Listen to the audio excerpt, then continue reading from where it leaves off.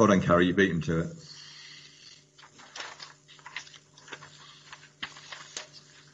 Right, at 7 o'clock, I think we can start. Welcome to this virtual meeting of the Executive. Owing to the ongoing impact of the COVID-19 pandemic, it has not been possible to hold this meeting in person.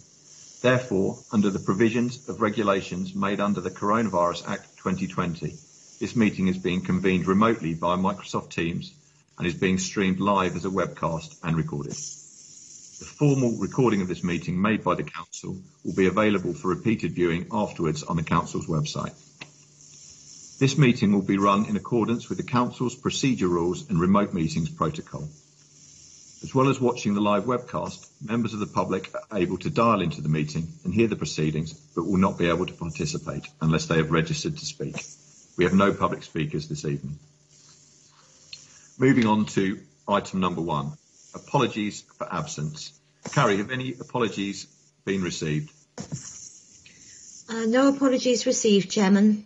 Thank you. I will now read a roll call of those executive councillors present.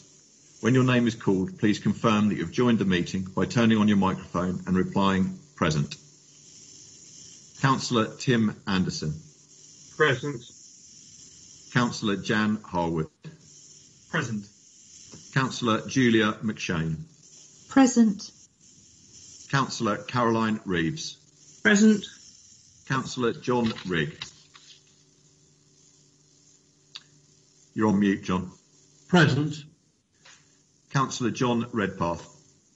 Present. Councillor James Steele. Present. Thank you all. Can I ask that any executive member who has been acknowledged as present but who expects to leave the meeting before it has ended, please advise me through the meeting chat either now or prior to terminating their connection. May I also ask any non-executive councillors who have joined us this evening to make themselves known via the meeting chat. Welcome, councillors. We also have the following officers in attendance this evening. James Whiteman, our Managing Director. Claire Morris, the Director of Resources. Sarah White, our Monitoring Officer. John Armstrong, Democratic Services and Elections Manager. Michael Lee Dixon, Regeneration Lead. Andy Harkin, the Parking Manager. Faye Gould, the Procurement Manager. Belinda Hayden, Executive Services Manager. Carrie Anderson, Senior Democratic Services Officer. And finally, we have Chris Wheeler, Waste Parking and Fleet Services Manager. Welcome to you all. Item number 2, declarations of interests. I ask any councillor with a disclosable pecuniary interest to declare, to turn on their camera and microphone and make their declaration to the meeting.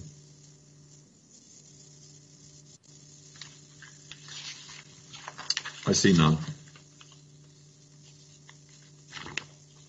May I also ask, in the interests of transparency, whether any councillor wishes to disclose any non-pecuniary interest which may be relevant to any matter on tonight's agenda, and to confirm that it would not affect their objectivity in relation to that matter. If you do wish to disclose please turn on your camera and microphone and make your declaration to the meeting. I see nothing. Carrie, is there anything on the meeting chat?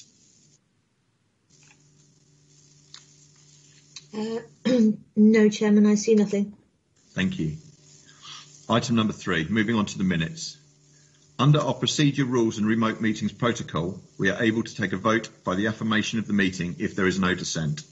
May I invite members of the executive to indicate your affirmation by turning on your microphones, and if you are happy to collectively confirm the minutes of the last meeting as a correct record. Agreed. Agreed. Agreed. Agreed. Agreed. Agreed. Carrie, I see no objections. Is that correct? That's correct. Thank you. I will sign the minutes. Moving on to item 4, leaders' announcements. Firstly, may I thank all the residents of the borough, including the council employees, for their commitment to abide by the lockdown restrictions. Once again, it's been hard on residents and local business, but at least we have the end in sight this time. Whilst it's unclear at this stage which tier we will emerge into next week, Guildford case numbers have been showing a steady decline, and I'm hopeful we'll see a significant easing of the restrictions. By next week, we should see the end of the temporary lane closures on Bridge Street put in place by Surrey County Council. In my view, the traffic impact outweighs any benefit of increased pavement width. We need to make Guildford as welcoming as possible for our beleaguered retailers. Future Guildford, the Council's transformation project, is in its final stage. This fundamental review of our organisational structure and ways of working means we're on track to deliver almost £9 million of annual savings to our budget. Our next challenge will be to demonstrate that we will maintain the high quality of service provision that Guildford residents expect. I hope everybody has had a chance to see our Christmas lights turned on last week. If not in person, then via the social media sensation that is the GBC Christmas video. Councillor Reeves, Councillor Redpath in his very fine Christmas attire, James Whiteman, and a few lesser known local celebrities have been going viral in the best sense of the word and supporting the Mayor's charities. Talking of the Mayor, I'm pleased to report that our Mayor, Councillor Richard Billington, continues his recovery. He's even been spotted at Millmead claiming that he really missed the place, which suggests there's slight concern that he may have had lasting damage. Seriously though, I spoke with him this morning and he's in fine spirits. He informed me that the operation had been successful in removing the majority of his tumour and he has an appointment with specialists this week to discuss further treatment. Richard has asked that I say these words. I knew I had good friends, but I was surprised by just how many. Linda and I have been overwhelmed with your messages of support and they have helped us get through some of the darker times. I was especially touched by my family at Guildford Borough Council. Officers and councillors across the political spectrum, you have been a big part of my convalescence and we will be forever grateful for the kindness you have shown us. With that good news, let's move on to item 5 of this evening's agenda, the Wayside Urban Village Programme. May I ask Councillor John Rigg, as lead councillor, to switch on his camera and microphone and introduce this item. Thank you, Joss, and a really good report. Thank you.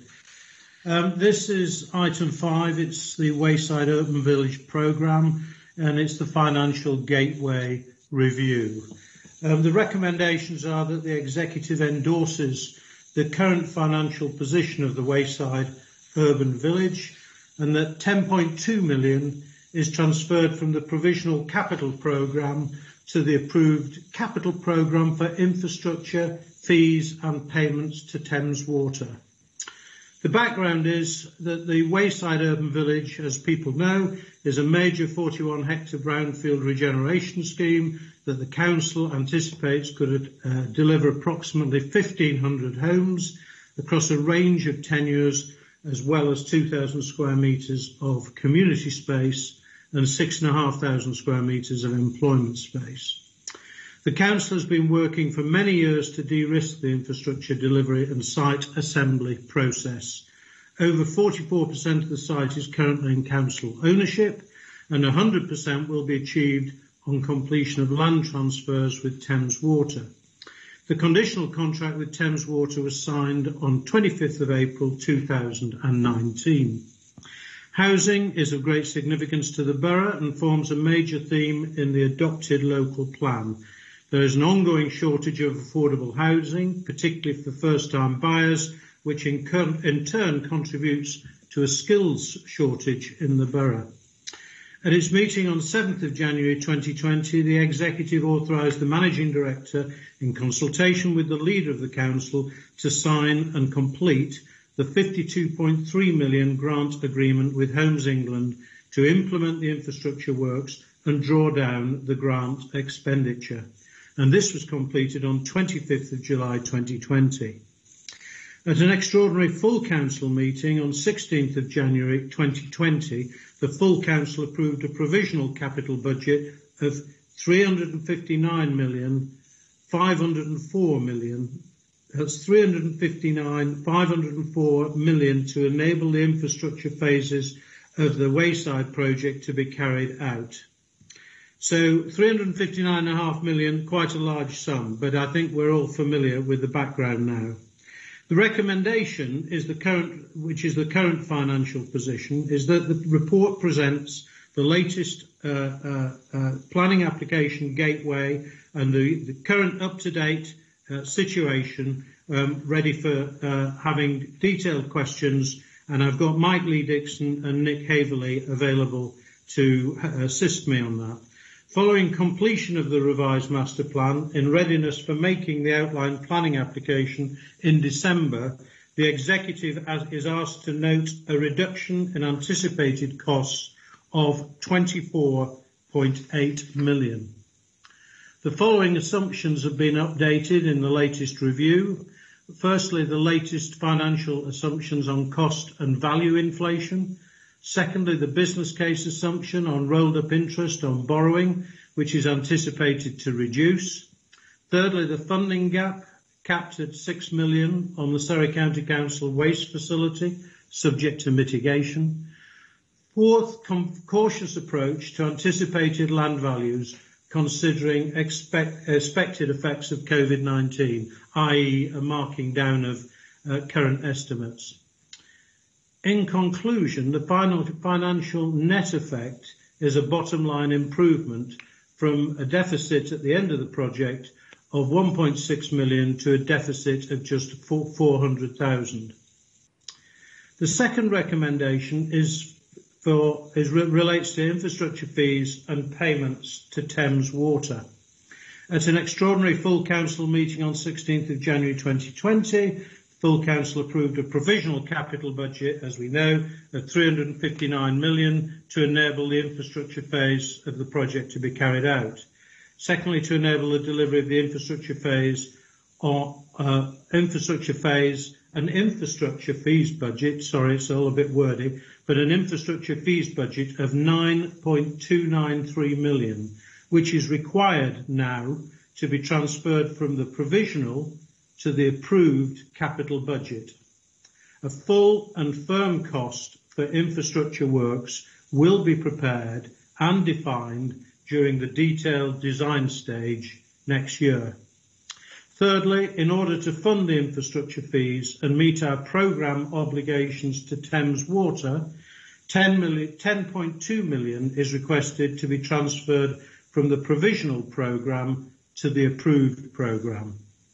Finally, I can tell you our legal advisors will be reviewing the planning application prior to its submission, and Deloitte will be instructed to carry out an external financial audit. So both audits and governance are being very carefully considered in this project.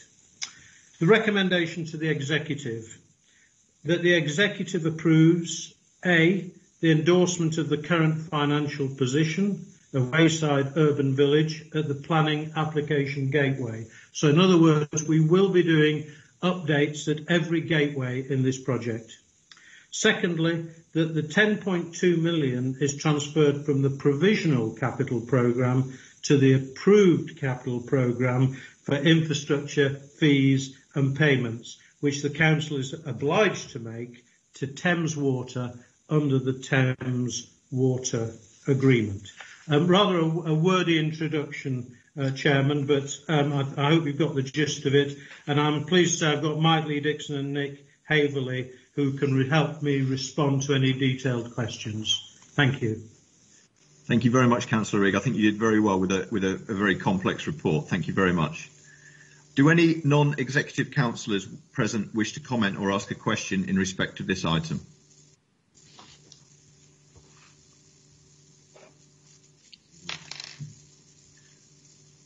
I have Councillor Tony Ruth. Yes, thank you, Mr. Chairman, and thank you, Councillor Rigg, for your report. Very good indeed, and I wish you well with the project. My only comment, and it is a comment, and I suspect you and other councillors won't be surprised about what I'm going to say, is that clearly this borough has a substantial housing shortage. I think we're agreed on that. And it is affordable housing, which we need to provide. And I think the project proposes 40% affordable housing. The question is always what affordable means. And my only comment would be in relation to the sentence about it's especially for first-time buyers, which will correct or help to correct a skills shortage. Well, of course, there are lots of people who are not buyers of property, affordable or otherwise. They are renters affordable or social renters. And we do have to recognise fully their needs. And of course, the skills that they bring, they may be different from people who buy houses as opposed to those who rent them, but they do have skills of which we have a shortage in this borough. So please don't make it an extension of the government's obsession with home ownership. Thank you. Thank you, Tony. I don't think that needs any other comment than I hear what you say and acknowledge your perspective. Thank you. Thank you.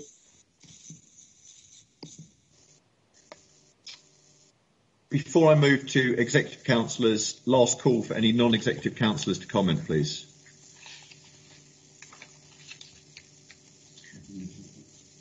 Do any executive councillors wish to comment or ask a question in respect of this item? I have Councillor Reeves.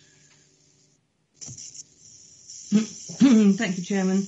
Just a very quick comment. Obviously, the new housing, which isn't going to happen very quickly, but is very, very welcome. As Councillor Ruth has said, we desperately need a great number of houses. And the fact that this is being built on our own brownfield land is even better. So I welcome this next stage in the rather long journey, but we are getting there, albeit slowly. Thank you. Thank you, Caroline. I entirely agree and I endorse your comments as well. It is at last starting to get some momentum, and I'm very pleased with progress at the moment. I think we have a very good team on it, and we're gradually clearing the obstacles out of the way, and this will help. Tonight's paper will help. Thank you.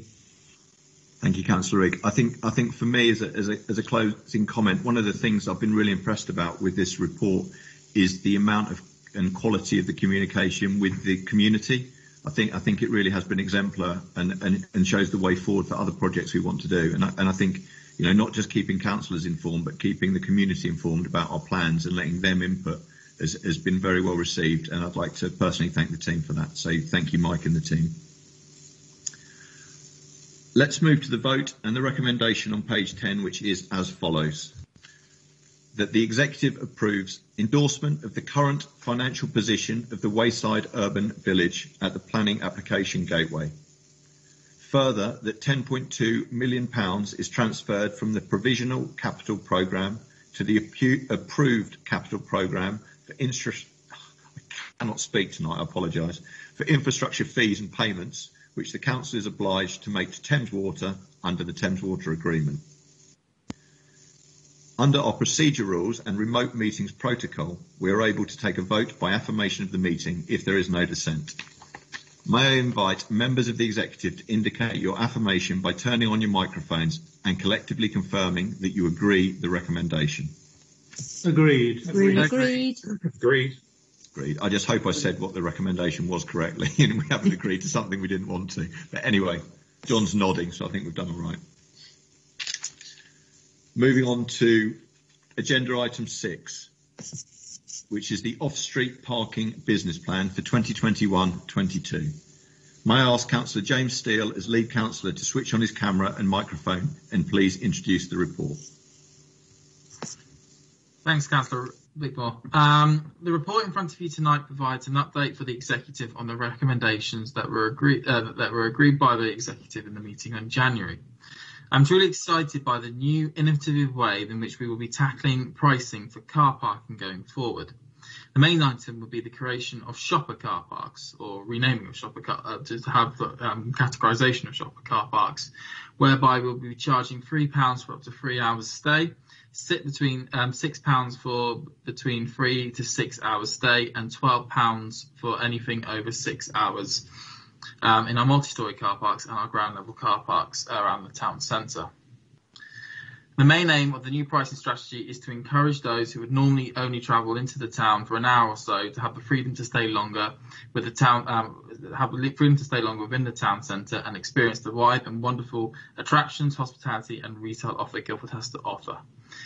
The other aim would be to discourage commuters from using the town centre car parks for commuting purposes and to move to our commuter car parks instead.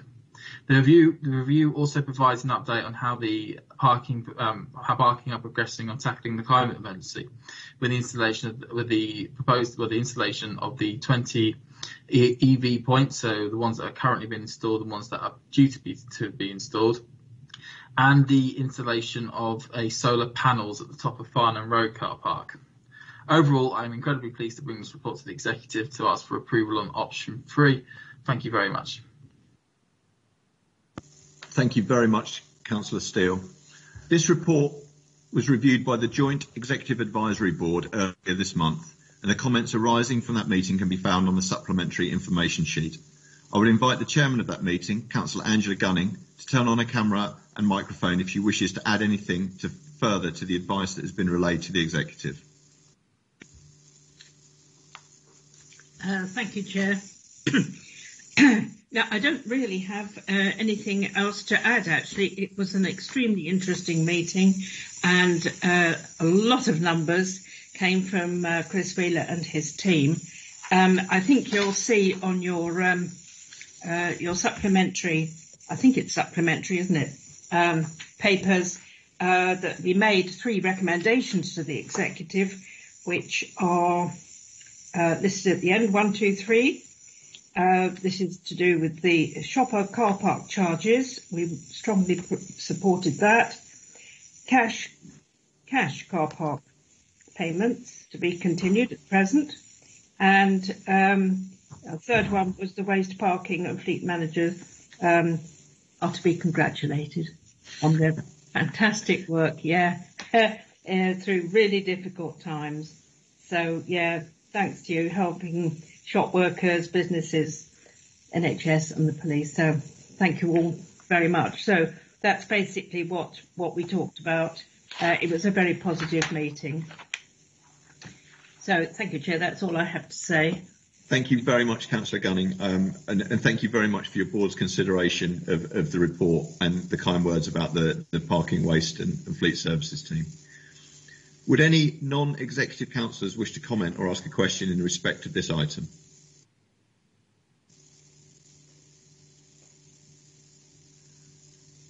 I see none. I see Tony Ruth. Councillor Ruth, please. Very much indeed, Chairman. Sorry. Well, unfortunately, I missed the EAB, the joint EAB, so take what I say with a lot of salt. And I haven't had a chance to read the report, extremely good detailed report in full. But I'd just like to ask Councillor Steele a couple of questions. First of all, the new shopper offer sounds great, excellent to bring people into the town for shopping. But I just wonder why it's £3 for 3 hours, £6 for 6 hours, and £12 if you stay more than 5 minutes over 6 hours. My own experience is that it's usually more expensive the shorter you stay, and the longer you stay, it gets cheaper. And of course, we want people to stay in Guildford as long as possible. So I can't quite work out why it's £12 if you stay for 6 hours and 5 minutes, and £6 if you stay for 5 hours and 55 minutes. So that's my first question. My second question is really in relation to Park and Ride. How do you see Park and Ride developing or keeping its foot in the door, so to speak, if COVID makes people more reluctant to travel on public transport? Because, of course, they have to travel in and out on the electric buses from the Park and Ride sites. Is that going to be a challenge for an enhancement, an increase in Park and Ride, which is really what we want to achieve in order to keep traffic out of the town centre? And perhaps, as a third question, is in relation to home working and commuting. It may well be, in my view, that COVID makes more people work at home than want to get on a train. So what will be that impact upon our off-street parking, do you think? Probably a difficult question to answer on the hoof, so to speak, but happy to talk to you out of the chamber. Thank you. Thank you, Councillor Ruth. Typically challenging questions. Over to you, Councillor Steele, or that might be Chris with his hand up as well. Sorry, can you go in, or why don't you go first, and then we'll go to Chris Wheeler. That's right. Can you see me? Okay, by the way, my picture.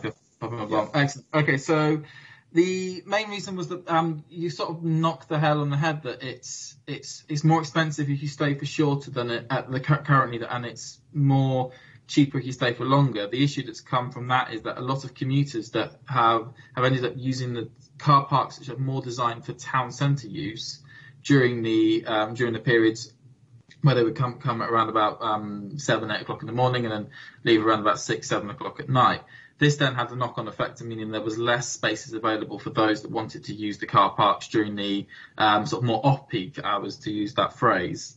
And as such, it was a case of looking at the strategy of finding a way of making it cheaper for those who wanted to come to the town for between 1 and 3 hours, who may only come in for an hour usually, just to get what they need to get and then get out again. Whereas if we can give them the option that they can stay for up to 3 hours, it gives them more freedom in terms of time. They're not necessarily going to be so constrained to going, right, I need to get my bits and come back again. And they can, go to one of maybe the coffee shops or any sort of hospitality offerings whilst they're in town, because they know they have that freedom. And then making it more expensive then at the tail end for the 6 hours plus, but then disincentivize people who are going to use it as a commuter car park for using those car parks as the commuter car park, and then move to car parks such as Farnham Road car park, where which are more designed for the commuter, more designed for the commuter belt. In relation to park and ride, it's a very good question, and it's going to require, I think I agree with you on a lot of lines. It's a case we want as many people as possible to be using them, and the numbers, even pre-COVID, was showing a slight decline, but it will be a case of us, because we're only one stakeholder out of a number when it comes to the park and rides. We also have Surrey County Council and also Stagecoach in terms of the main providers of the park and rides, currently just working with them to work out the best strategies and the best ways to move forward. Of course, we'll have to talk about afterwards.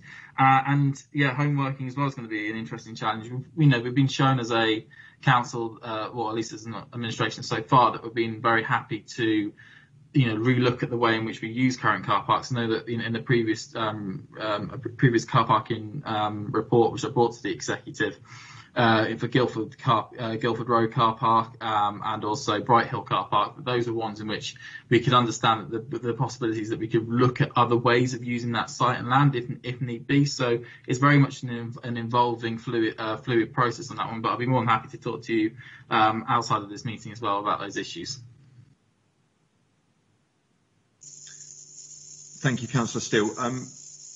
Chris Wheeler, before I go to Councillor Spooner, would you like to add anything to Councillor Steele's comprehensive response to Councillor Ruth? Thank you, Chair. No, I think he covered it really well. I just reinforce again, the only thing I would reinforce is that we think this pricing approach will actually reinforce park and ride in a lot of places. It provides a very clear price point in comparison, and park and ride is always cheaper for an individual, even at 3 hours compared to a shopper car park, and for a family it would be cheaper for park and ride for 6 hours. So it does provide a strong price comparison and demonstrate park and ride will be cheaper. Okay. Thank you, Chris. Councillor Spooner. Thank you very much, Chairman. My question for the lead member involves really the park and ride and the longer term. It's the Surrey County Council a function that Guildford Borough Council currently covers on behalf of County. Are we planning to continue to do that, or are we going to hand this back to Surrey County Council? What does the lead member expect to be doing with the park and ride in the longer term, please? Thank you.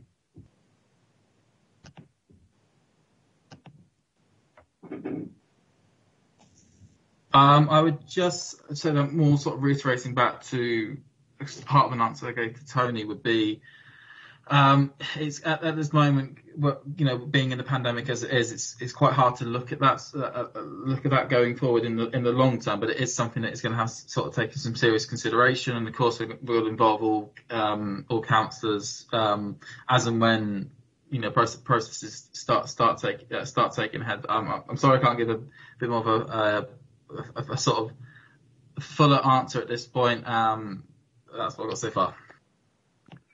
Sorry, could I just indulge the chairman for, as I understand it, this is coming up quite soon. When I said longer term, I was being kind. What is the plan, please?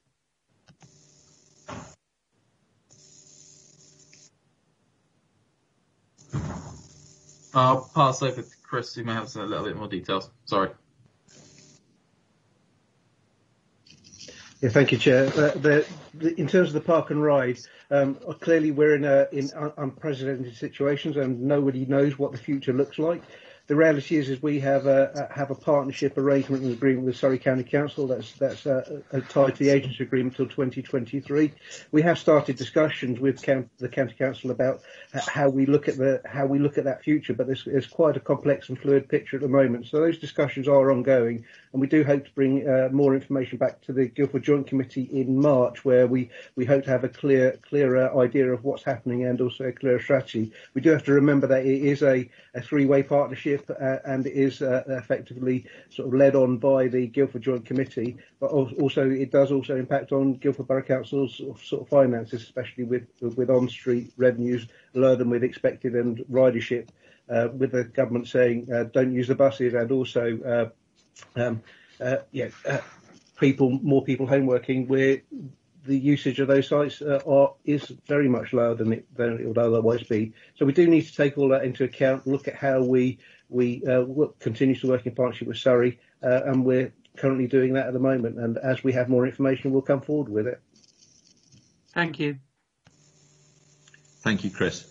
I have Councillor Chris Blow.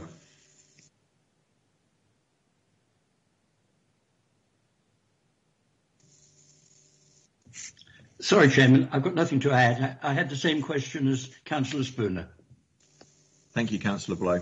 I think one thing is clear is Park and Ride has to be part of our strategy going forward to meet a lot of our climate change targets. I think every decision we make has to be based on sound evidence, and I think post-COVID, historic evidence is not really, or may not be worth a great deal. So I think it's far too early to be making any hard and fast decisions whilst we see what structural changes and, on top of the cyclical effects have happened post-COVID. So, it is very difficult to make a decision now when the evidence base is not very secure. But any decision we do make will be sound on evidence. I'm sounding a bit like a planner, but I think that's what we have to do.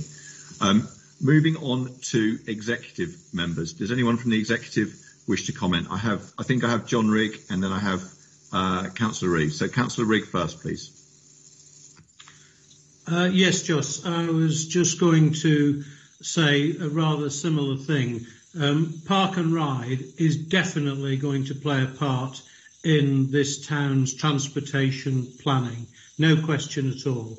But we've got three periods of time. We've got the current time when we're in lockdown, when we really can't assess anything and make any decisions on anything. We simply don't know. Then we're going to have a second period of time when hopefully with the good news on vaccines, we'll gradually start to recover back to where we were, although we will of course change in working practices because people will stay at home and work from home much more than previously. But we still have a local plan with 14,000 new homes in the plan period, 30,000 more people in the borough, probably the same number outside of the borough. So we absolutely, in the third period, we have to identify a route forward for the transportation needs of the town. We've now got our master plan team in place. They're gathering information, and they're definitely including Park and Ride in the review, as they are with parking and parking charges, to try and get the balance right. Very early days, but the simple answer from the regeneration portfolio is absolutely. Thank you, Councillor Rigg. Councillor Reeves. Thank you, Chair. Two questions which obviously don't necessarily need an answer tonight. Do we know how many people are using the EV charging points in the car parks? Because we've had so many people pressing for them. I'd be interested to know if we monitor their usage. And I was interested in the green parking permits. I didn't know they existed, so perhaps we ought to do a bit of comms around that, because, parking's always something that residents want to talk to me about, and that's never come up before, so it might be something to do a bit of extra explanation about. Thank you. Thank you, Councillor Reeves. A very good point and a very good question. Councillor Steele, shall I go to Chris, or do you know about the EV charging point usage? I don't know the exact numbers, but I know they're very high, almost close to there. I believe it's somewhere in the 90%. And for the comms on the green parking permit, absolutely, that's something that I could talk to the comms team about tomorrow and get something moving on that. So yeah. Excellent. Thank you very much. Would anyone else like to speak on this item before we go to the recommendations? Moving to the vote and the recommendation on page 21, which is as follows. 1. To continue with the proposed short stay car park price increase as set out in option 2, but to authorise the waste parking and fleet services manager in consultation with the relevant lead councillor and the Director of Resources to review the charge in January 2021 and to cancel the increase if the recovery from COVID is likely, in their view, to be negatively affected by this increase. Recommendation 2, to make no changes to Sunday tariffs for all car parks. Recommendation 3, to reallocate Leopold Road as a short stay and bring prices into line with neighbouring short stay surface car parks. Recommendation 4, to introduce a new shopper offer Monday to Saturday based on the flat rate option 3 in paragraph 12.3 of the report.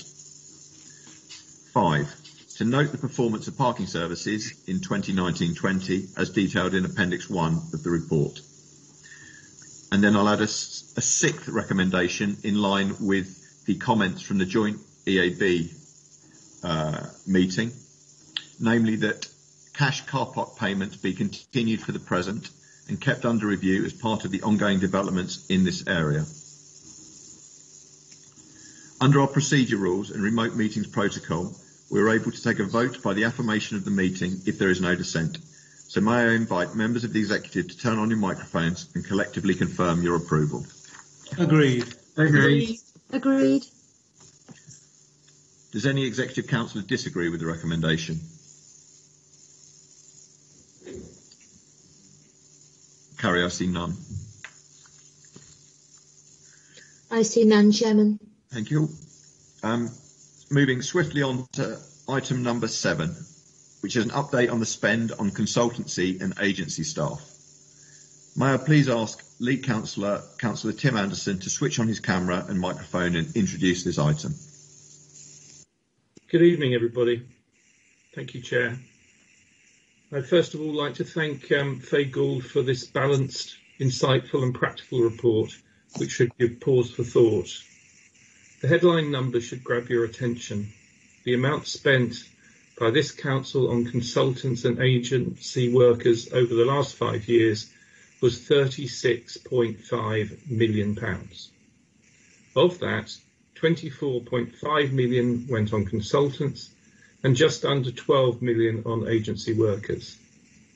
Over the 5 years, spend on agency staff has increased 24 times and on consultants 3.2 times. Surprisingly, consultants are generally engaged without a formal governance or procurement process. For agency workers, a specialist agency, Commensura, has been retained by the council, so there is control over the process. However, over this 5-year period, half of the temporary staff were not obtained by this means. The greatest spend on consultants is for capital programmes, where they deliver specialist expertise. In contrast, agency personnel generally fill in for staff shortages, with the largest spend at 3.66 million on fleet and waste management. The analysis of creeping spend on consultants is an excellent example of how the report has shone much needed light on the need for greater control. An initial low fee does not require a tender process, and so the consultant is engaged with little or no process, only for the total cost to rise steadily over time. The report notes that some of the projects with high spend on consultants receive external funding, and big projects such as Wayside Urban Village follow the necessary guidance, including a robust business case, and have been budgeted, which have been budgeted for via a capital bid, which is why I called this a balanced report at the beginning. With consultants, the recommendation is to carry out all work in-house whenever possible.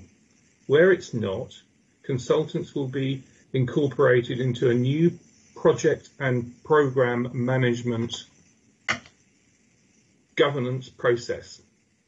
This is where a mandate is required and the full business case is created for the Commission and subject to approvals before the Commission proceeds and the consultant is engaged.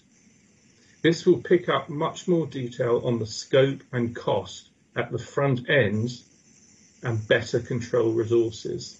The consultant will be subject to procurement, which will require a competitive process once the mandate is agreed. For agency staff, a relaunch of the commensurate contract is planned for early 2021 to direct all hiring managers to this contract as the first port of call, as the contract has agreed margins and terms and conditions which do not leave the council exposed financially or otherwise. If commensurate is unable to source the worker, then an exception to the Corporate Procurement Board is required in order to use another recruitment agency, and the exemption would outline all the rationale and is subject to scrutiny from the board. This is the Corporate Procurement Board. This will reduce expenditure as we are typically paying higher margins where the corporate contract is not used. Together, these measures should substantially reduce spending on consultants and agency staff, and they will become more effective if there is a change in mindset amongst hiring managers. Update on progress will be reported in 6 and 12 months. Thank you, Chair. Thank you very much, Councillor Anderson. This report was reviewed by the ONS Committee on the 20th of October, and the recommendation arising from that meeting can be found in paragraph 4.1 of the report. I would invite the Chairman of the ONS Committee, Councillor Paul Spooner, to turn on his camera and microphone and ask if he wishes to add anything further to the ONS recommendation. Thank you very much, Chairman. No, I think it was an interesting debate at ONS, and as you can see from the paperwork, the recommendations as set out, it's supportive. Thank you very much. Thank you, and thank you again for the work of your committee. Does any non-executive councillor present wish to comment or ask a question in respect of this item? Shall I go straight to you, Councillor Reeves?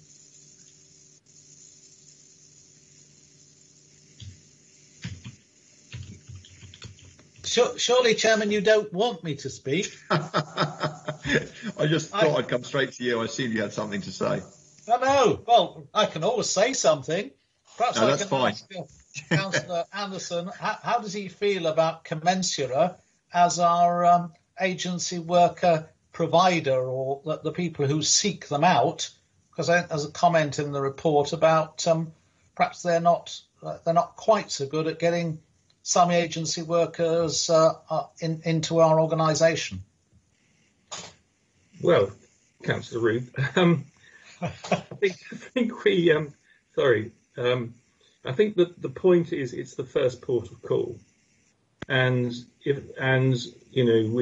think we know the limitations of the agency, and so as long as we go through the new protocols, this will be a rigorous process, and we'll come out with the right result. The point of this report is to point out the fact that there is so little rigorous control in this area of spend, and the spend is quite high if you do the maths. It's a lot per year. Oh, I agree. So what this report is about is coming back from the Wild West, getting control over the process, and getting our best value for money. Simply, that's what it's about.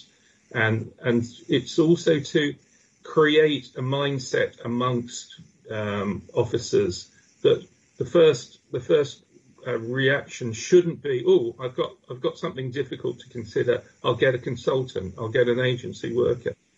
It's to go through a process to make sure the right decisions are made for the best value for money. I think that's very helpful. May I come back, Chairman? Briefly. It's Commensura, Councillor Anderson, is the first port of call, and clearly they've engaged a lot of agency staff for our frontline waste collection service. Are there other first points of call besides Commensura who we perhaps should look at as and when the Commensura contract is going to be revisited? No, that's a good point, Councillor Ruth. We'll take that on board, absolutely. And yeah, I mean, in terms of it can't deliver, then we need a priority list of other agencies with their particular strengths and weaknesses. We should know all that landscape, but I have to admit we haven't got down to that kind of granular layer. Fair enough. You make a good point. The devil's in the detail. We've got to make sure we get the detail right. Thanks a lot. Thank you both. I see no other non-executive councillors that wish to comment. Would anyone like to comment from the executive? I have Councillor Rigg. Thank you, Chair. The consultants' fees they're quite a sizable amount, 24 million. I think in looking how to provide for future sensible use of consultants, it would be very helpful to see the split between professions and over the years incurred.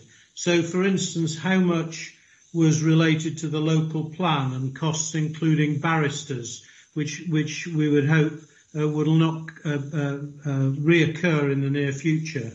An idea of average spend per annum against the different consultant types, that is the different professions, would be interesting, to be able to judge if it is more economic to secure advice a different way. We have a choice to go out to consultants or to have in-house staff, or there are other options.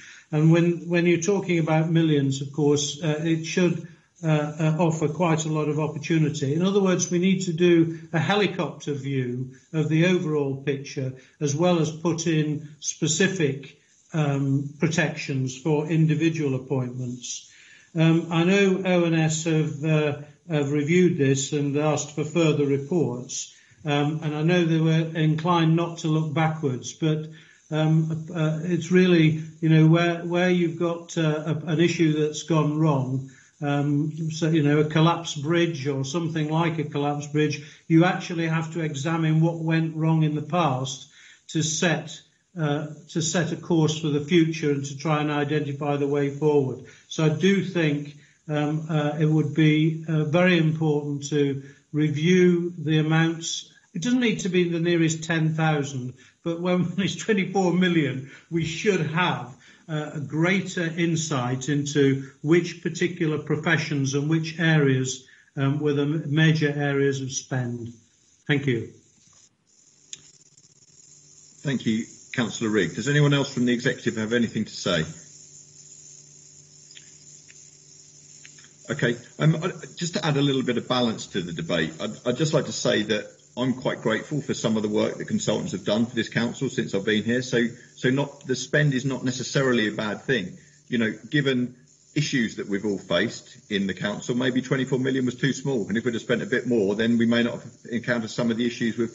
So there is a right number for the spend on consultants, and it is relative to the spend on the staff in the building. So I think you know, just assuming because it's a big number, it's wrong. I think we also need to do a little bit of work on that. But for one, you know, I'm quite grateful of some of the good work that consultants have done for this council, and I think it's good to scrutinise the data. I'll come to you, Councillor Anderson, when I've worked out what I'm going to say. And I think it is good that we have scrutiny of these numbers, but I think, you know, I appreciate everything everyone's saying, but I do think there needs to be a little bit of balance and not make every consultancy worker for the council suddenly feel like they're overpaid, because I do think some of them earn every penny. Thank you very much. Councillor Anderson. Thank you, Chairman. You make a good point, but the report doesn't say the absolute number is wrong or right. It just points out it's big. And because it's big, it needs scrutiny, and it needs systems that are in place that give us confidence that we're spending the money wisely to get the best bang for our buck. So I agree with you. I'm sure we employ lots of very good consultants for very good reasons. We're not going to throw the baby out with the bathwater, no, without a doubt. But you know, the main point of this report is to set up a regime so that which we can then, in 6 months' time, we can see whether this regime is getting us a better result, whether we are getting better value for money, whether we're making conceivably better decisions. That's the idea. Yes, I can see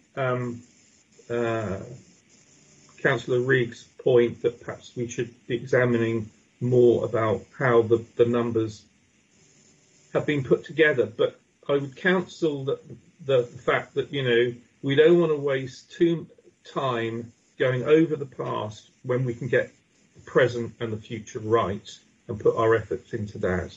But in terms of that kind of analysis, I would leave the floor to either Claire or Faye to give their opinion on whether we can step up to the mark for what Councillor Reed would like, or whether we simply don't have that data. So I'm not qualified really to give a good answer on that. Could one of them give an opinion, please? Thank you, Councillor Anderson. Faye or Claire Morris, would you like to comment? Yeah, good evening. Absolutely, we do have obviously the raw data that was behind those figures that were in the report. So we do have that. In terms of categorising it and things, obviously that would take some further work. But yeah, I just want to, I suppose, reiterate supporting the point that there's a real opportunity here to move forward in a much better way. And that's what the recommendations state. But yeah, I mean, we could pull out the data and look at categories and things if that's what the committee would like. Thank you. Thank you, Faye. Would anyone else like to comment, or shall we move to the vote?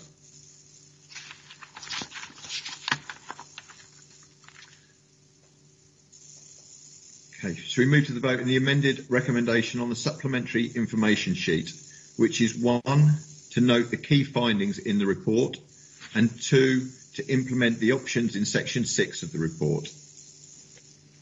Under our procedure rules and remote meetings protocol, we're able to take a vote by the affirmation of the meeting if there is no dissent.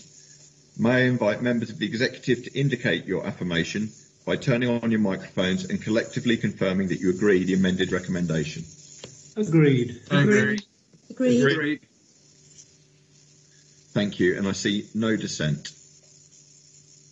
Moving on to item number 8, which is back to Councillor Tim Anderson for the Local Council Tax Support Scheme for 2021-22. Thank you, Chairman. The Local Council tax support scheme enables Guildford to support around 4,500 households which struggle to pay their council tax, with £5.7 million. Guildford shares the cost with Surrey County Council. Guildford's contribution is 10%. There's a statutory duty to review the scheme annually. This process has been delayed this year because of COVID-19, but is now impossible to duck any longer. This report was written before the announcement of the latest lockdown, but even when it was written, there were too many moving parts to this evolving pandemic for any rock-solid assumptions to be identified on which to make the recommendations with total confidence. With that background, it recommends some sensible, prudent changes. Number 1, an increase in personal allowances and premiums to match inflation. Number 2, an increase to non-dependent deductions. That's for the over 18. So as it is assumed that their contribution to households will increase over time as they get older. So the deductions are increased. Ooh. The removal of the cap on B and E property bands, so that anyone in B and E receives 100% of their entitlement, whereas it was restricted to the band below the band of their property. And lastly, the size of the hardship fund should be increased from £40,000 to £60,000. It should be remembered that the existing scheme provides a maximum 100 support to those eligible, those in the greatest financial need. If the pandemic results in more being eligible, then they too should get that support. The recommendation changes are essentially to ensure that 100% remains 100% for those applicants in the greatest financial need, and it is not eroded by changes in the cost of living. The change to the hardship fund is to ensure that there is scope to provide help for those affected by the scheme rules in the event that the number affected increases due to COVID. Thank you. Thank you very much, Councillor Anderson. Are there any non-exec councillors that would wish to comment on this report?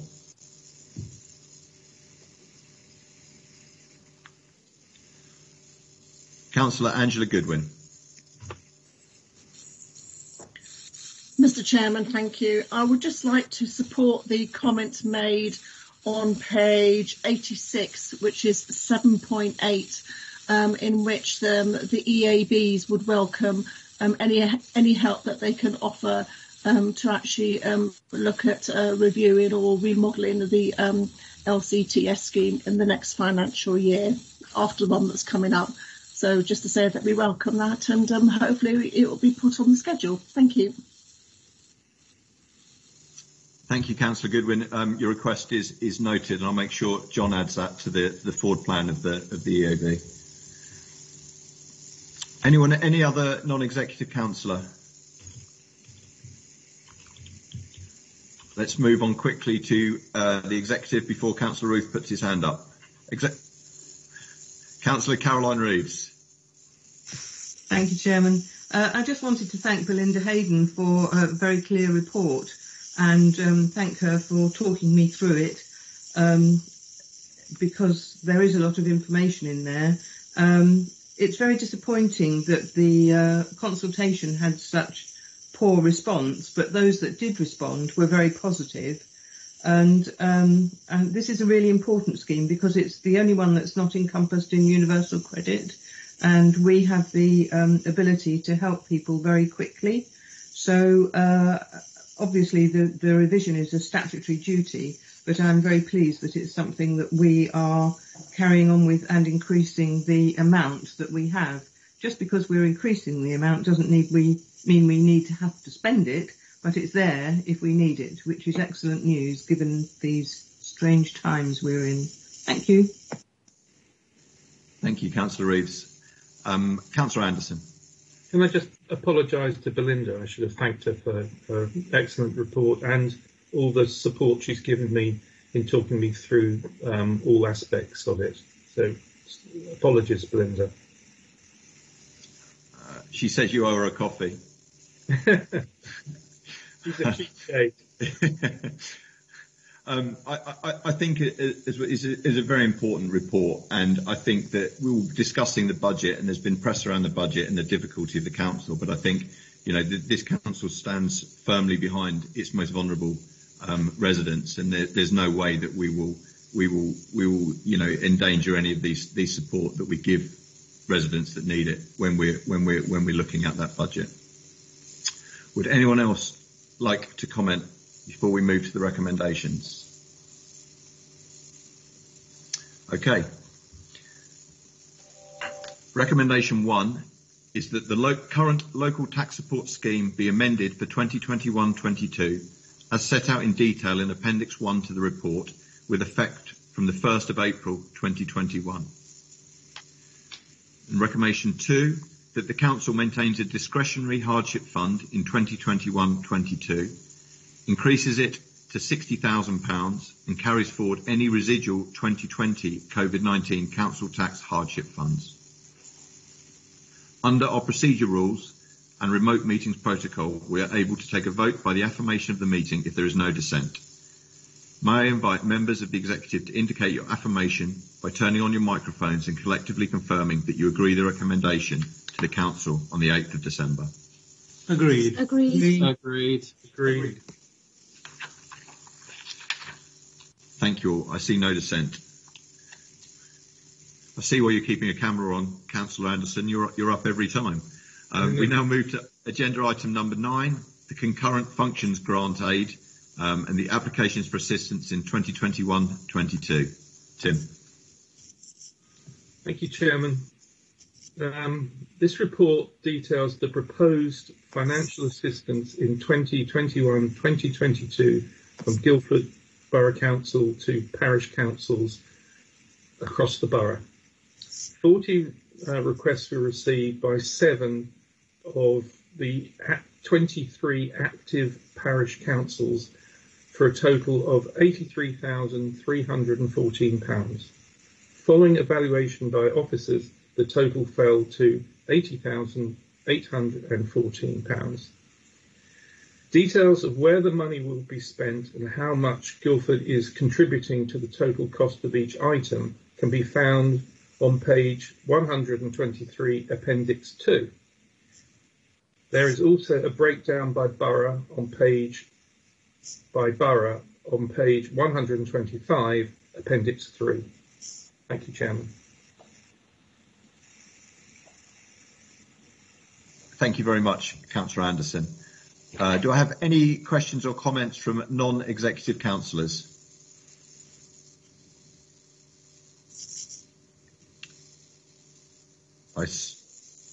Councillor Reeves. You can always rely on me on most occasions to ask something. In the question, there are 17 out of 23 parish councils who applied for the concurrent grant. Are there any who might drop away, or indeed an opportunity for those who haven't put a claim in or a bid in to do so in the next few days? Or is it written in stone, so to speak? Honestly, I don't know the answer to that, Councillor Reeves. Is there an officer out there who could assist me, please? Chair, I can help if that's helpful. That would be very helpful. Thank you, Claire. Yeah, so all parish councils were advised of the date, and we need to be able to now let them know what their concurrent functions grant is, so that they can now consider that as part of their budget process, to then advise us of what their precept is going to be. So all parish councils were well aware of the scheme and also the date by which they had to apply. So there's no extension to that particular deadline at this moment in time. However, we have an urgent fund that if there are any urgent schemes, parish councils can apply to that urgent scheme in year. Thank you. That's very helpful, Claire. Thank you very much. Thank you, Claire. Any other non-executive councillors? Moving on to the executive.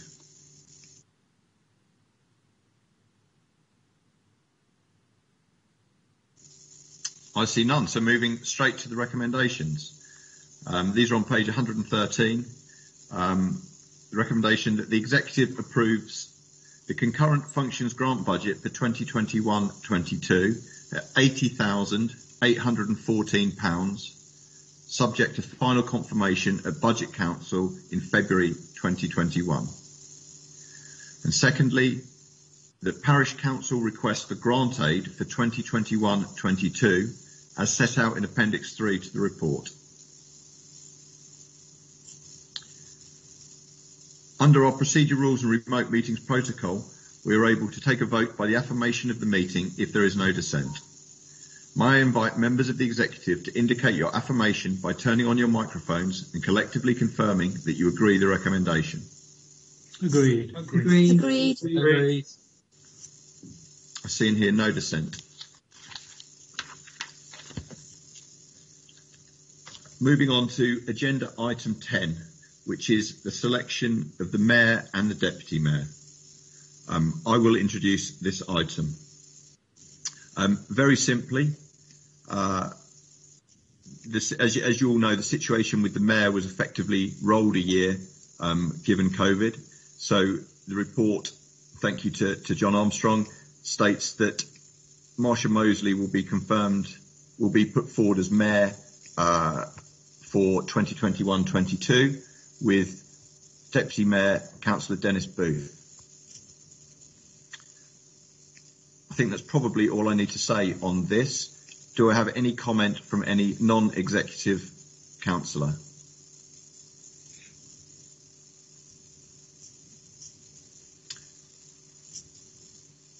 And any comments from any executive councillors?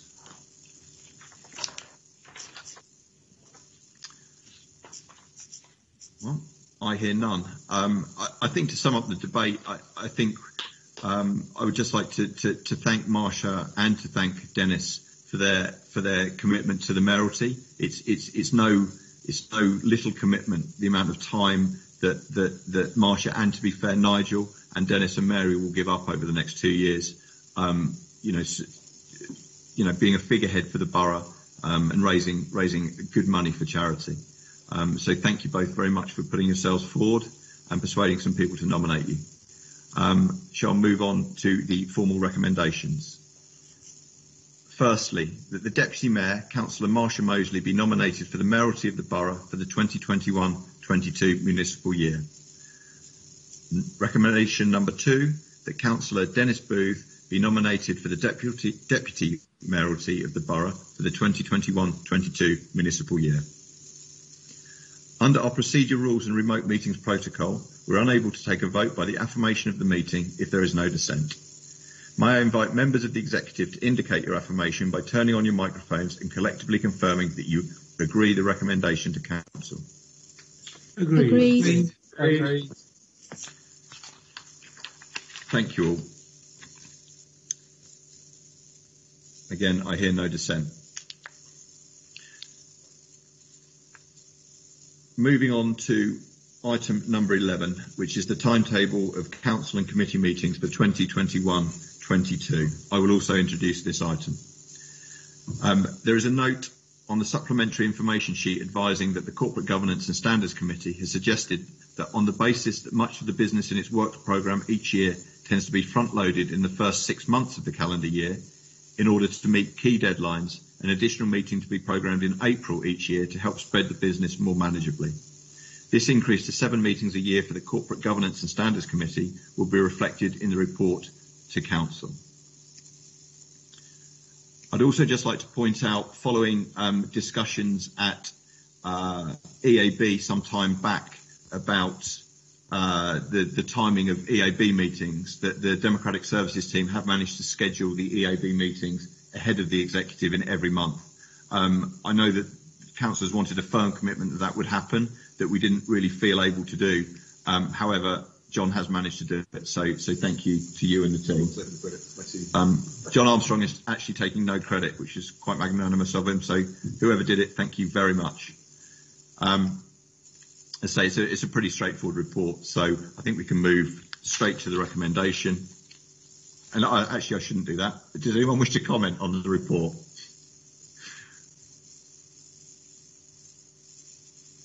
Non-executive councillors? Executive councillors? Okay, I got slightly ahead of myself. So let's move to the vote and the recommendation on page 131, which is that council approves the proposed timetable of the council and committee meetings for the 2021 municipal year as set out in Appendix 1 to the report, including the suggested additional meeting of the Corporate Governance and Standards Committee. Agreed. Agreed. Agreed. Well, now everyone's jumping ahead because I haven't read out the thing about under our procedure rules and remote meetings protocol. We're able to take a vote by the affirmation of the meeting if there's no dissent. I invite members of the executive to indicate your affirmation by turning on your microphones and collectively confirming you agree the recommendation to council. I think we better do it in the correct order. Agreed. Agreed. Thank you very much. And I take full responsibility for messing that up.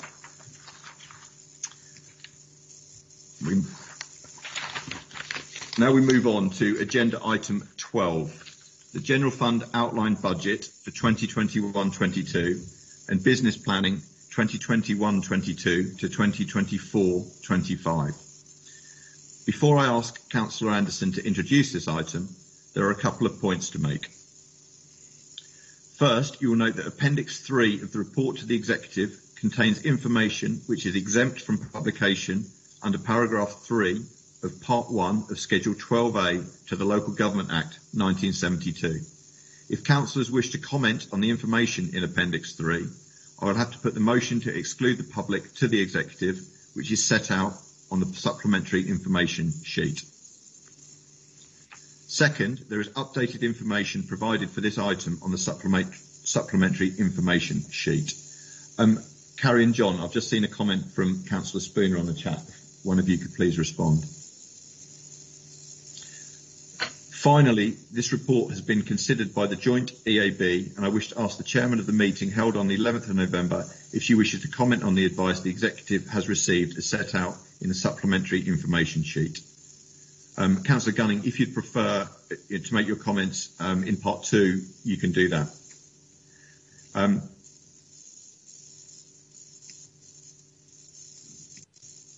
Right.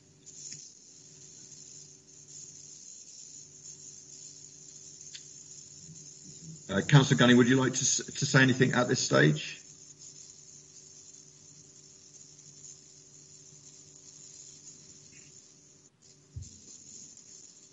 Okay.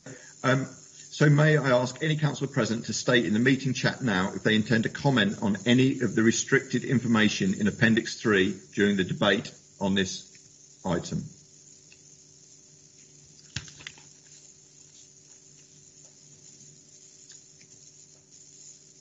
Carrie, I see none. I see none, Chairman. Thank you. So may I move to Councillor Tim Anderson as lead councillor to switch on his camera and microphone and introduce this report. Mr. Chairman, this is an exceptional exercise we're going through, and I, having discussed this with Claire Morris, we collectively would prefer if she introduced it. Would that be possible, please? No. Of course. Claire Morris. Your face, Councillor Anderson. Thank you, Chair. So this is the first report in the 2021-22 budget cycle, and it sets out the core assumptions and parameters, particularly around things like inflation, income, council tax levels, vacancy factor, and tries to predict government funding. And then we use those assumptions as part of the build of the budget in order to calculate what we think our starting position for next year's budget is. I will say it's been a very hard exercise this year to try and predict what our budget will look like for 21-22, due quite simply to the uncertainty around the ongoing impact from COVID-19, the potential recovery from COVID-19 and the speed of that recovery, and the ongoing uncertainty we have around our future government funding beyond this financial year.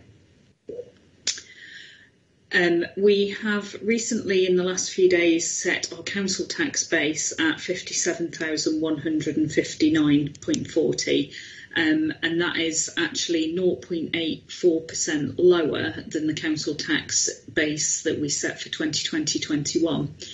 The main reason that the council tax base has reduced across the borough is due to an increase in the level of bad debt that we're seeing on the collection fund and a reduction in the collection rates on the collection fund, principally due to the COVID-19 impact. So as a result, the collection fund collection rate for council tax for next year has been set within the council tax base calculation at 97.5%. Within the report, we take into account the position on the 2020-21 budget, and we are reporting our Period 6 Financial Monitoring Report to the Corporate Governance and Standards Committee on this Thursday night on the 26th of November. That report will show that we have a projected net overspend on the General Fund budget of around 6.8 million. And as a result of that, we anticipate that we will need to draw down around about £7 million worth of reserves at the year end in order to pay for the COVID-19 impact during 2020-21. Obviously, a drawdown of reserves of that scale will mean that we need to consider our level of reserves for next year and the following 3 years, and seek to try and replenish some, but not all of those reserves where we think it is necessary to do so. In terms of the inflation assumptions that we're making, we have assumed a 0% inflation assumption on both pay and non-pay. And actually the government announcements ahead of the proposed spending review tomorrow do support the assumption of a 0% pay inflation assumption for next year, because the government are indicating that they will announce a public sector pay freeze. That ties in with the average weekly earnings index at the moment, which is actually negative across most sectors other than the public sector. And therefore I do feel a nil increase can be justified for 2021-2022. In relation to our sales, fees and charges income, we are currently proposing a 0% increase in the actual fees, as the income is currently down due to COVID. So we feel an increase in fees at this moment in time could be counterproductive in relation to the activity levels of our various services. However, we have previously agreed increases in relation to fees that we charge at our crematorium, and there is a separate report on this agenda relating to our parking business plan that, as you know already, has agreed a restructuring of our parking fees across various different car parks. Those assumptions will be taken into account in finalising the budget, but are not expected to raise significant income overall above what we are currently budgeted for. In relation to government funding, we've had very little announcements, and actually it's sort of slightly poor timing really of this committee with the spending review being tomorrow. But we've had very few announcements in relation to our government funding, and although the spending review is tomorrow, we won't expect to see the local government funding settlement being announced until more like the week commencing the sort of 14th, 15th of December. What we do know is that the government were planning something called a rollover year from 2020 to 21. So we think we will get a 1-year settlement in December, and hopefully it will look fairly similar to the settlement that we received this year. We have been told that the fair funding review and the business rate retention scheme implementation will be delayed again and will now not happen until at least April 2022. But again, the fair funding review casts significant uncertainty over the future of the amount of business rates that we can retain at the council.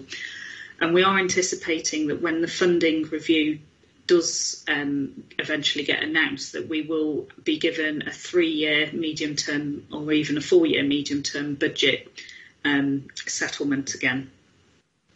As I mentioned, the council tax and business rates collection rates on our collection fund are currently down, predominantly as a result of COVID-19.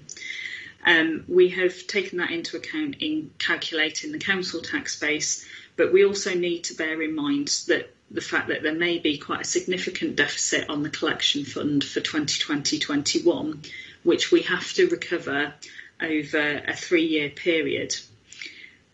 We are proposing that we will use our business rates retention reserve to smooth out the impact of that deficit on both our business rates and the council tax in doing our general fund budget for 2021-2022.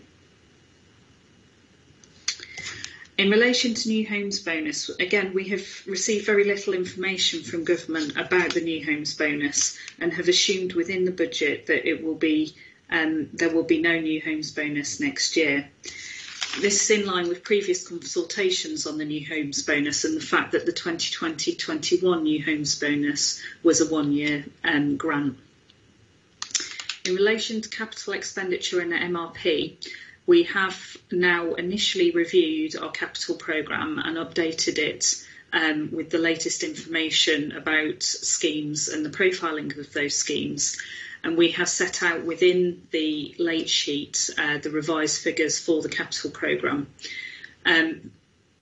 Also, I should note, unfortunately, there was a slight error on the late sheet, and where it says under paragraph 9.5 that the Bank of England base rate is currently 0.75%. I did mean to change that to 0.1% earlier today. What that does mean is that the average cost of our borrowing or average interest has actually reduced from what we set out when we took the report to the joint EAB earlier this month, and we have been able to recognise a nearly £700,000 reduction in our budget gap as a result of that review. In relation to our use of reserves, section 9 within the report sets out in detail our proposed uses of reserves in 2020-21 in order to balance our COVID-19 impact. Whilst we had the supplementary budget earlier in the year, and agreed that we would take up to £15 million from reserves, we didn't actually specify within that report which reserves that we were going to take the money from. That is now specified within this outline budget report. Taking £7 million from reserves this year will mean that our reserves on the general fund will fall from around about 44 million to around 23 million.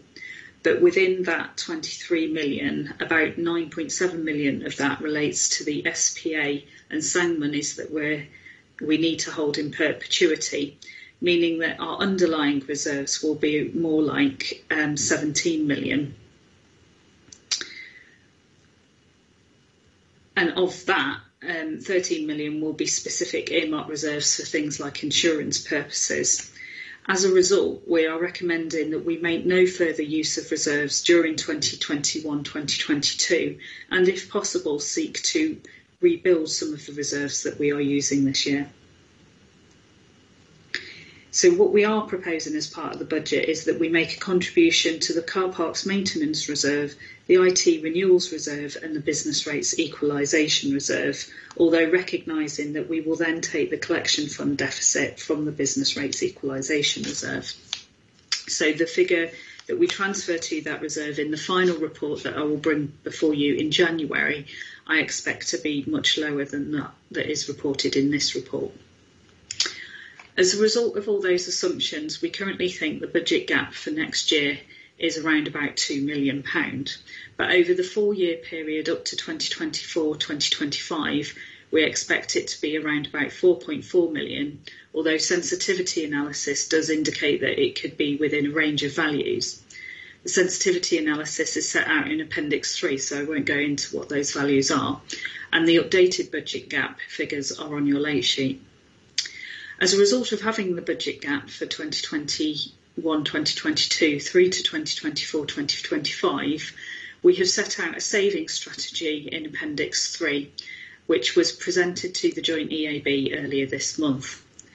The savings strategy was based on discussions with the executive at an informal meeting where we did a deep dive on the budget, and brings forward a number of recommendations that officers had previously been looking at as part of the Future Guildford programme but had not yet implemented. In addition, there are additional savings proposals, particularly looking at other areas around our assets and also around potential for merging with neighbouring councils, as set out in paragraph 13.3 within the report. As I stated, the joint EAB reviewed the draft budget or the outline budget earlier this month, and their comments are reflected on the late sheet. And on that, I have nothing more to say, Chair, and I'll be happy to take any questions. Thank you, Claire. Does any non-executive councillors wish to comment?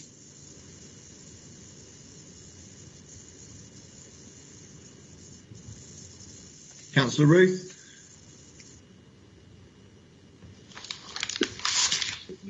You know you can rely on me many times.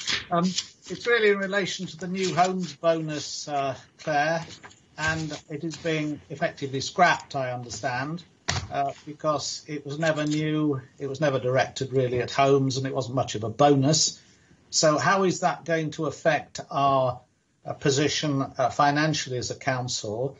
And is there any other possibility of funding for new homes or empty homes being brought back into tenure in order to increase our housing stock, which is much needed in Guildford? Thank you.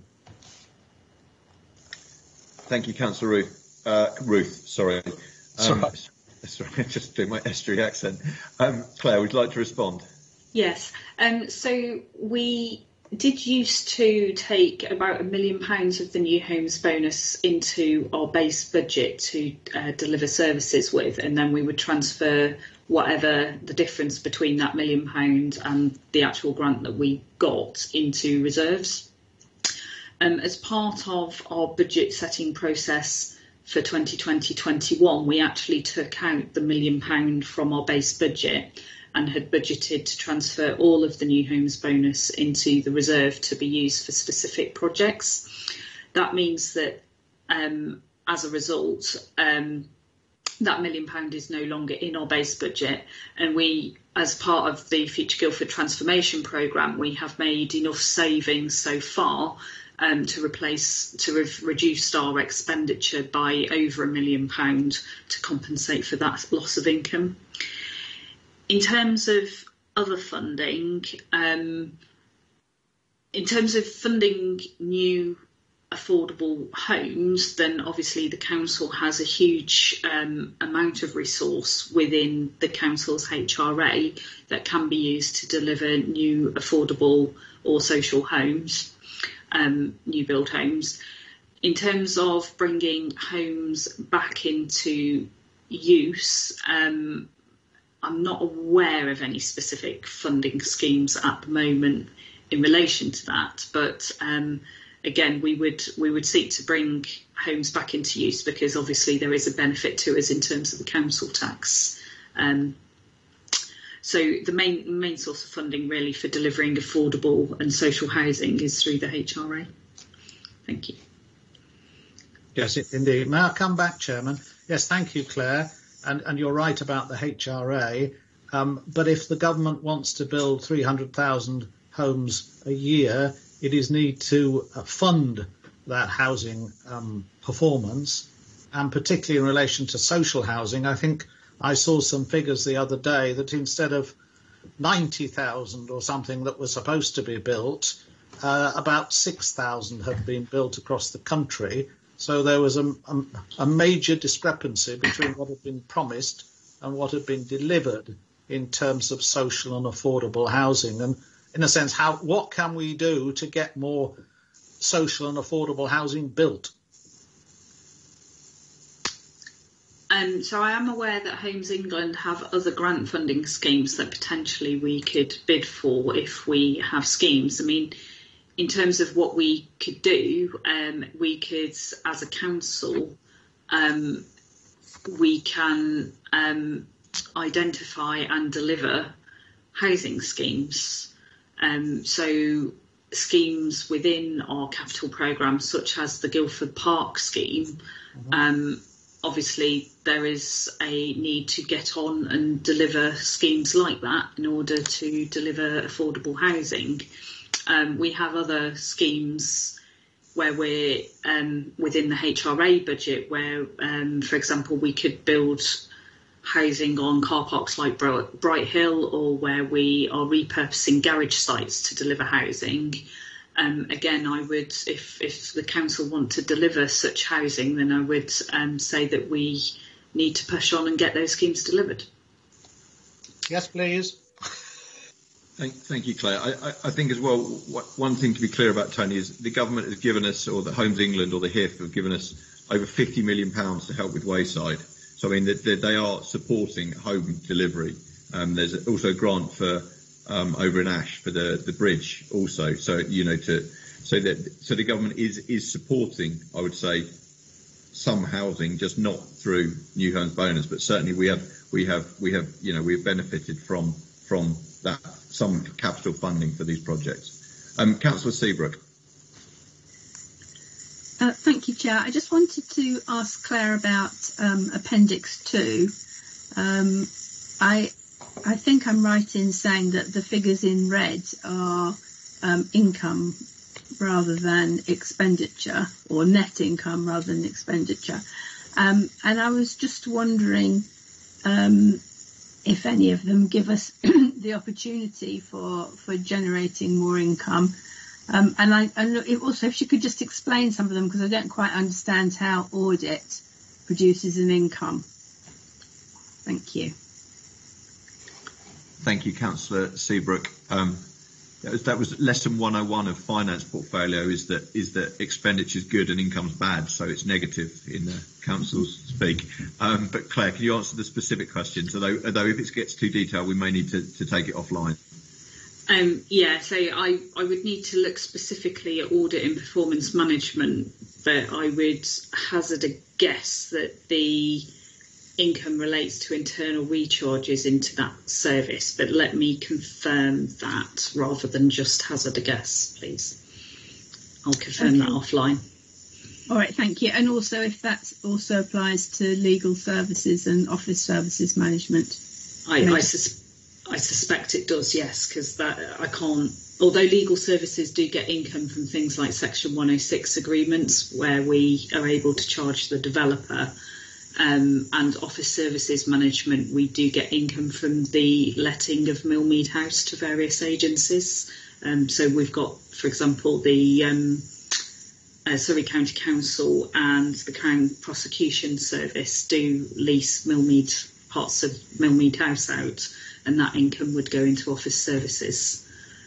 So yeah, I think I just need to double check audit and performance management for you and come back to you on that one. Thank you very much. Thank you, Claire. Do I have any other non-executive councillors that wish to comment?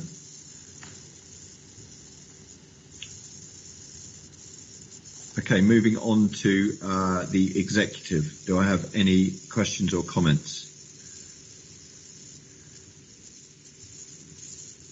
I have Councillor Rigg. Thank you, Chair. And thank you, Claire. You always give such wonderful, calm reports. I get hugely reassured by everything you say. but just making some notes there, we had reserves of 44 million falling to 23 million, if I got it right, and some of that is reserved for SANG funds, which reduce it to 17 million, and then of which 13 million is ring-fenced, and that leaves us with a budget gap of 2 million, rising to 4.4 million in later years. I feel like saying, oh, crikey, that's really worrying. And I just wondered how much I should be worrying about our finances, because it's very difficult. You always, as I say, you always give such wonderful, calm reports that I just wondered if you could give an overview of how much sleep I should be getting at night. More than you are currently, Councillor Reeves, I would say, given how hard you're working. But let Claire come back. Well, possibly more sleep than I am at night at the moment. In terms of the budget gap, that's not specifically linked to the reserves itself. The section on reserves shows that our kind of net underlying reserves level will be around about 13 million. Sorry, around about 4 or 5 million, which is obviously the 17 million mentioned less the 13 million that we've got earmarked that should be not really touched unless we absolutely had to, and then we would definitely have to rebuild them. So what we're saying is that potentially our reserves are falling to a net level of around about 4 or 5 million. I would say that is probably okay while we still have those insurance reserves and things, but I would not want to see this council's reserves fall below 10 million in terms of the net underlying reserves, so not including the SPA or SANGs. And the reason for that is that our financial risk register, which we're currently in the process of updating, but we did back in February and reported to council then, did show a need for this council to have a level of around about 10 million in reserves that it can use to support its operating expenditure should we need to. And I think the one lesson that COVID has taught me is that we definitely need at least 10 million in our reserves in order to help fund that. So the budget gap arises from the difference between our income and our expenditure.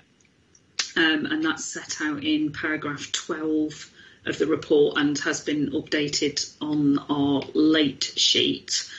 The budget gap is fairly significant given that we're mid-process and have scheduled to deliver the Future Guildford Transformation Programme. It is, I would say, getting increasingly difficult to achieve savings within the council, and that is why some of what we're putting forward in paragraph 13.3 of the report does start to look at some of our neighbouring councils and what opportunities there might be for sharing services or even merging whole councils with other councils. And I think we do need to manage our finances prudently and try to achieve as many of those savings as we possibly can. Thank you. I'm not sure I had an answer as to if I can sleep safely at night or not. So we're not in a Croydon situation, if that's what the question is asking. I wouldn't imagine we would get into a Croydon situation next year unless the COVID situation does carry on for more than maybe 6 months of that year. And the reason I say that is because we are paying a huge amount of money at the moment to support a leisure centre, which is actually a predominant part of the cost. And then obviously the impact that we've had on our council car parking fees income and our leisure management income as well, which we can claim some of it back from the government, has been quite significant. So I've never in my career had to take £7 million out of reserves in any one year. I would not want to take that amount of money out of our reserves next year, because I think it would leave our reserves below where would be comfortable for our operating levels. Okay, thank you. Thank you, Claire. I'm going to move, Councillor Redpath, if you'll indulge me, I'm going to move to Councillor Gunning, who was chairing the joint EAB, and move to her comment at this time. Angela, would you like to speak? Yes, thank you very much. Yes, and thank you very much to you and Claire and to Tim Anderson, who came to the joint EAB and took us through that very sobering revelations which Claire has outlined just now. I just wanted to ask, actually, one of the recommendations we made was about public consultation exercise, which we talked about briefly. And it seems a bit of a strange thing to be doing with a colossal budget and juggling all these numbers. But I was wondering whether you could enlarge a little bit on that. We did talk about it briefly.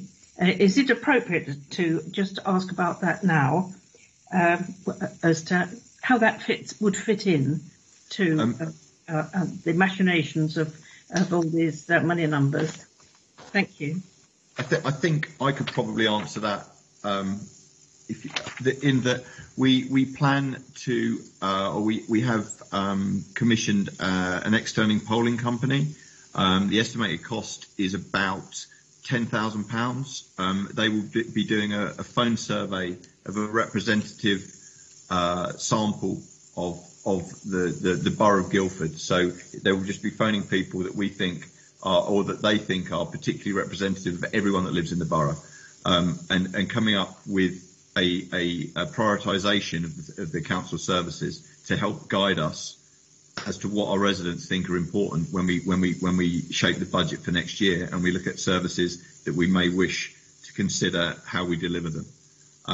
Alongside that, the consultation will be available online to anyone that wants to fill it in, and we will be starting quite an intensive communications campaign, trying to educate the residents about what's happening, the degrees of freedom we have, the reasons why we shouldn't be panicking and we're not going to be another Croydon, but we are going to have to look at fundamentally at some of the things that we've done in the past that we may not be able to do in the same way in the future.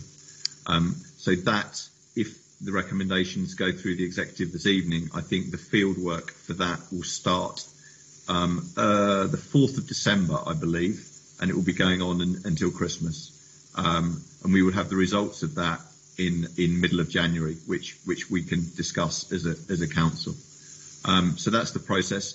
I appreciate that it does cost money, and you make a good point, but when we're trying to find between £2 and £3 million worth of cuts, I think we better do it properly, and I think £10,000 is a small price to pay to make sure that residents understand and have a voice in the decisions that we're taking. So that's the proposal as it stands, and if the recommendations pass tonight, that will be actioned early next week. Is that okay as an explanation, Councillor Gunning? Yes. I think it wouldn't hurt to endorse the fact that we're using professionals, because we did have a discussion about you've got to be very careful about the question that you ask, not leading questions, and we don't ask questions where we'll get the answer that we want. And so it's very important, not only sampling, but the right questions as well. Absolutely, and we've basically told the company the areas that we'd be interested in, and let them really guide us about the best way to deliver the survey to get the fairest results. I've just been shown that the projects, the fieldwork will start on the 30th of November. Actually, just updated, and it should go on until very early in the new year. But yes, so I completely agree with you. This survey is we have to do it professionally, and we have to give residents the chance to fairly tell us what their priorities are, and that's why we've gone to a professional company. to effectively make it one part removed from the council to get the fairest results. Yeah, thanks. Yes, that's right. Councillor Redpath, thank you for your patience. Absolutely, heaps of it. Thank you, Chair. There's a question for Claire, really. It's just a clarification on the reserve for SANG and SPA. What's it sort of there for? Why are we holding it? How did it get there? That sort of thing. It seems a bit useless if, certainly at low interest rates, we can't do much with it. Thank you. Thank you. So the SPA reserves are where the council has received contributions from developers to set up SANG reserves, to set up a sustainable alternative natural green space, I think that stands for. But I always get my acronyms right. Suitable, sorry, yeah, suitable, not sustainable. So when obviously planning applications are agreed, then we take SANG contributions from developers. We then have a duty to hold that money in perpetuity in order to pay for the ongoing maintenance costs over a sort of 120-year period of managing the SANG sites. And that's a legal obligation on the council, so we can't really use that money to do anything else. We have to use it to run and maintain the SANG and SPA sites over 120 years. No, that's great. So it's sort of a reserve, but it isn't a reserve because you're having to spend it, but not at a great rate. Okay. Yeah. Thank you very much. Would any other executive councillor like to comment?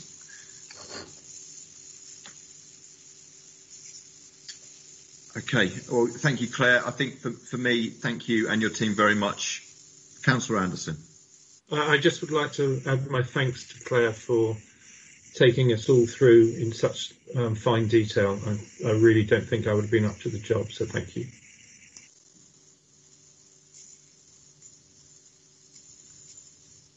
Thank you, Councillor Anderson. And to reiterate my thanks to Claire and the team for this report.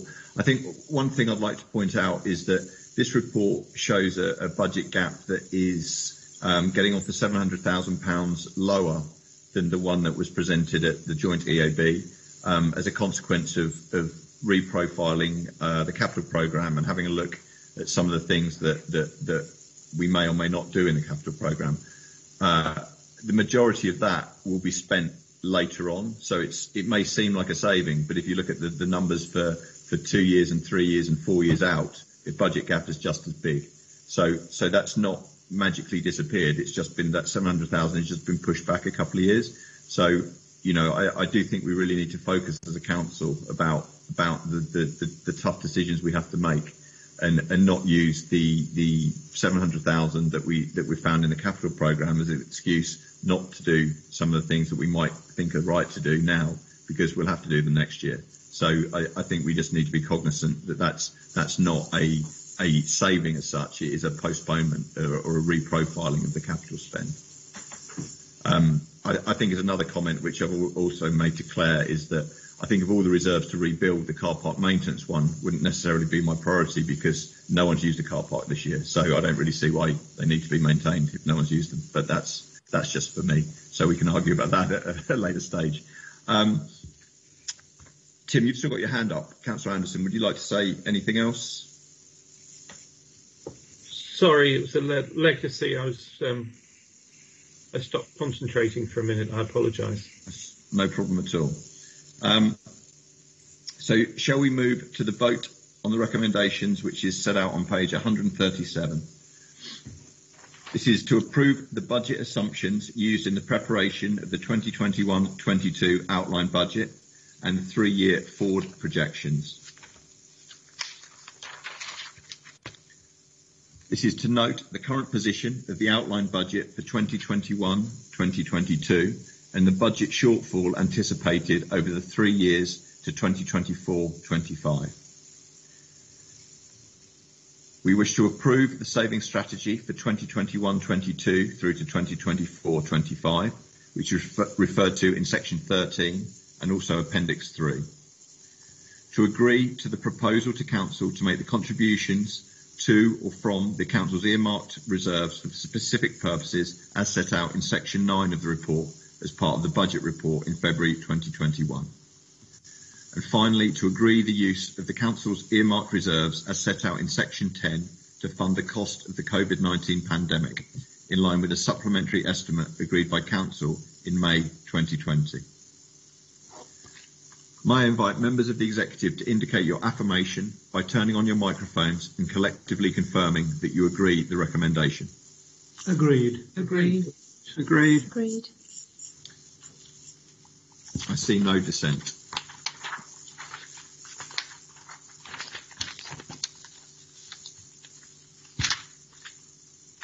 And I think that is the meeting concluded. So this is the end of the meeting. Thank you to everyone for your contributions. Thank you to all the officers that have prepared reports, and to thank you, councillors, for all your contributions. This is the end of the meeting, and the video and the audio will now stop. Thank you.